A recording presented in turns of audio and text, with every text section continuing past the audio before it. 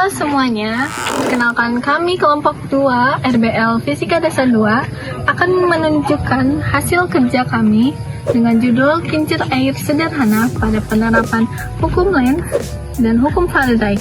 Sebelum itu, perkenalkan nama saya Aura Civa Ramadanti Kahira dengan NIM 123430108 dari Prodi Teknik Biomedis. Halo, nama saya Fatiani Saulhak dengan NIM 123430109 dari Prodi Teknik Biomedis. Halo, saya Sakila Nispa dengan NIM 123430110 dari Prodi Teknik Biomedis.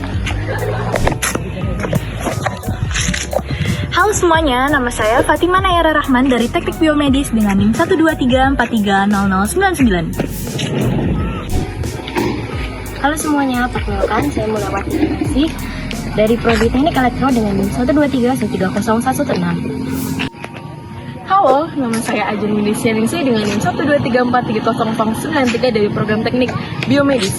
Dan selamat menyaksikan.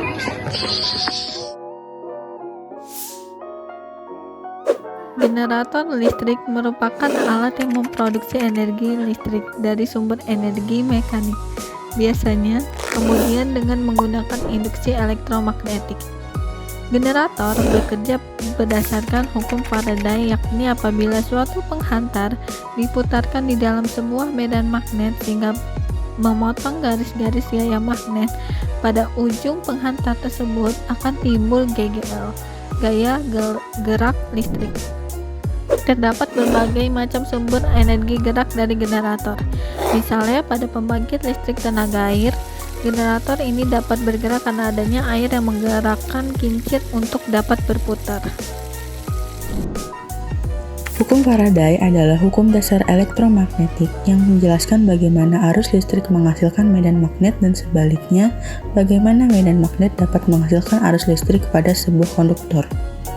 Hukum yang sering disebut dengan hukum induksi elektromagnetik Faraday ini pertama kali ditemukan oleh seorang fisikawan Inggris yang bernama Michael Faraday pada tahun 1831.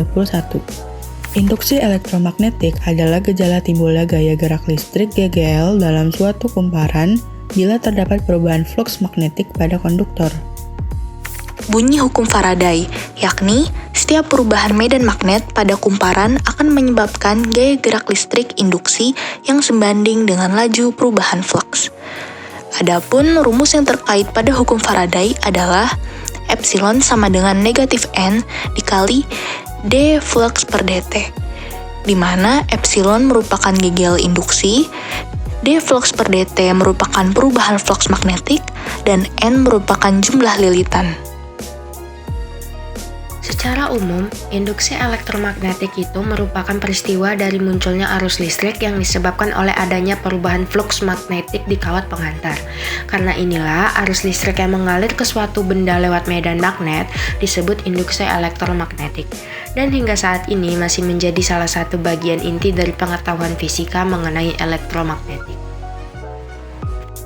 Induksi elektromagnetik adalah proses yang muncul saat konduktor diletakkan di suatu medan magnet yang bergerak, atau konduktor digerakkan melewati medan magnet yang diam, lalu menghasilkan voltase di sepanjang konduktor hingga memunculkan dan menghasilkan arus listrik. Munculnya beda potensial pada ujung kumparan dinamakan dengan gaya gerak listrik atau GGL induksi. Faktor umum yang biasanya memengaruhi induksi elektromagnetik ini adalah kecepatan dari perubahan suatu medan magnet, banyaknya lilitan kawat, dan seberapa besar kekuatan magnet tersebut. Hukum Lenz adalah hukum fisika yang begitu populer. Hukum ini dibuat pertama kali pada tahun 1834 oleh seorang fisikawan asal Rusia bernama Heinrich Friedrich Emil Lenz. Hukum Lenz menjelaskan tentang arah arus induksi. Dalam hukum ini, arah arus induksi selalu mempunyai arah tertentu. Arah arus induksi selalu menghindar dari medan magnet yang ditimbulkannya. Secara mendetail, hukum ini menjelaskan bahwa jika gaya gerak listrik GGL induksi timbul pada suatu rangkaian, maka arah arus induksi yang dihasilkan sedemikian rupa sehingga menimbulkan medan magnet induksi yang menentang perubahan medan magnetik. Arus induksi berusaha mempertahankan fluks magnetik totalnya konstan. Hukum Lenz yang membahas tentang induksi elektromagnetik menyebutkan bahwa arah arus yang mengalami induksi pada konduktor dari medan magnet yang mengalami perubahan sesuai dengan hukum Faraday tentang induksi elektromagnetik bisa dikatakan sedemikian rupa. Ini artinya, medan magnet yang terbentuk dari arus induksi akan saling bertentangan dengan perubahan pada medan magnet awal yang menciptakannya. Arah aliran tersebut juga bisa disesuaikan dengan aturan tangan kanan filosofi Fleming. Adapun persamaan hukum Lenz adalah epsilon sama dengan negatif B dikali L dikali V dikali sin theta, di mana epsilon merupakan GGL induksi, B merupakan medan magnet, L merupakan panjang kawat, dan V merupakan kecepatan gerak kawat. Cara kerja generator. Generator memiliki dua bagian utama, yaitu rotor dan stator. Rotor adalah bagian yang berputar dalam generator dan menerima energi mekanik. Sedangkan rotor dapat berupa magnet permanen atau elektromagnet.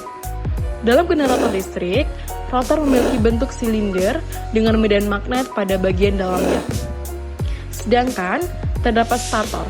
Stator adalah bagian tetap dalam generator dan memiliki fungsi untuk mengubah energi mekanik menjadi energi listrik. Stator terdiri dari serangkaian kumparan yang terbuat dari bahan yang memiliki sifat elektromagnetik seperti besi atau baja. Kumparan ini dilapisi dengan isolasi dan ditempatkan pada lingkaran yang berdekatan dengan rotor.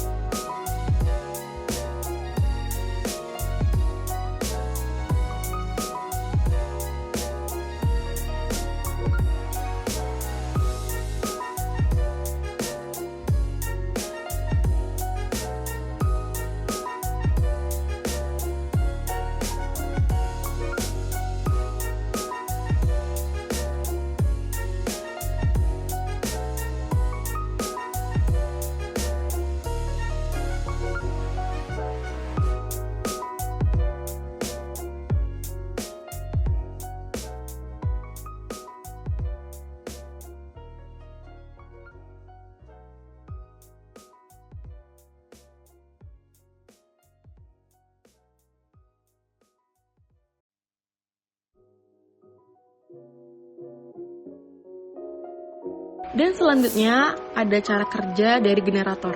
Bagaimana sih cara kerja dari generator itu?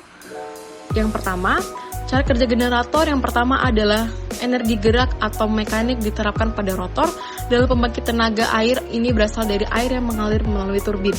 Yang kedua, rotor akan berputar dan berinteraksi dengan medan magnet pada stator. Saat rotor berputar, medan magnet pada stator mempengaruhi medan magnet pada rotor dan sebaliknya. Yang ketiga, perubahan medan magnet pada stator yang menyebabkan perubahan medan listrik. Saat medan listrik berubah, arus listrik mulai mengalir melalui kumparan pada stator. Yang keempat, arus listrik yang dihasilkan dari stator dikumpulkan dan dikontrol oleh pengumpul dan pengatur. Ini memastikan bahwa arus listrik yang dihasilkan memiliki tegangan dan arus yang konsisten. Yang kelima, arus listrik yang dihasilkan dari generator diteruskan melalui kabel ke beban. Beban pada percobaan kali ini berupa lampu. Yang terakhir yaitu dengan beban menarik arus listrik dari generator, membuat rotor terus berputar dan memastikan arus listrik terus mengalir. Kekurangan atau kelemahan alat ini ialah 1. Jika putaran atau daya yang dihasilkan tidak kuat atau kencang, maka akan sulit untuk bisa mengaliri arus listrik dan menghidupkan media yang dipakai. Kedua, karena pada alat ini memiliki komponen yang kecil, maka membutuhkan tingkat ketelitian yang tinggi. Yang ketiga, membutuhkan daya air yang kuat untuk menggerakkan turbin pada alat ini. Selanjutnya, untuk pengembangan untuk kedepannya, alat ini sangat bermanfaat bagi kehidupan mendatang, dikarenakan alat ini sangat ramah lingkungan, tidak menimbulkan polusi, tidak mengeluarkan gas efek rumah kaca, dan dapat membantu kehidupan di masa mendatang karena menggunakan energi terbarukan.